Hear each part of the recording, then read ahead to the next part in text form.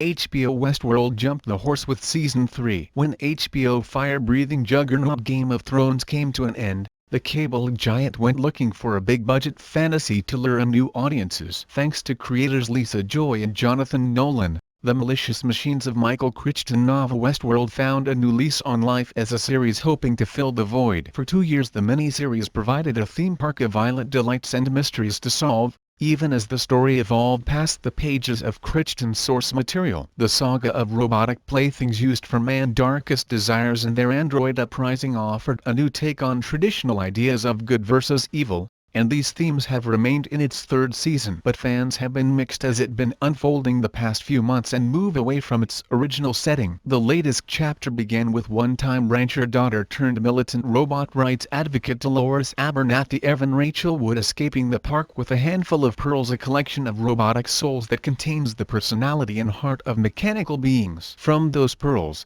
she set off to build an army that would wage war to remove the true plague, mankind. Aiming to stop her is Bernard Jeffrey Wright, a mechanical copy of her former creator Arnold who fights for the sight of man, and Maeve Thandie Newton, a Wild West madam searching for her daughter. And while Bernard and Maeve stand as her foils, Dolores finds allies in the forms of Charlotte Hale Tessa Thompson, the executive director of the board of Delos Destinations, and former soldier Caleb Aaron Paul, along with a few other handcrafted comrades. For the first 2 seasons and a handful of episodes in the third season, the end of humanity had never been so fun. Right out of the gate, Westworld was a compelling show filled with misdirections and mindfucks galore. Time jumps, unreliable narrators, and hidden Easter eggs were all part of the game it played on the viewer. It remained a wild ride throughout the second season as the androids began their systematic slaughter of mankind. But as Season 3 took the West out of Westworld and shifted away from the Wild West into the real world, or a version of the world that the show wants us to believe is real, it lost its wonder. The spurs and horses of the first 2 seasons have been traded in for righteousness and Big Brother allegories,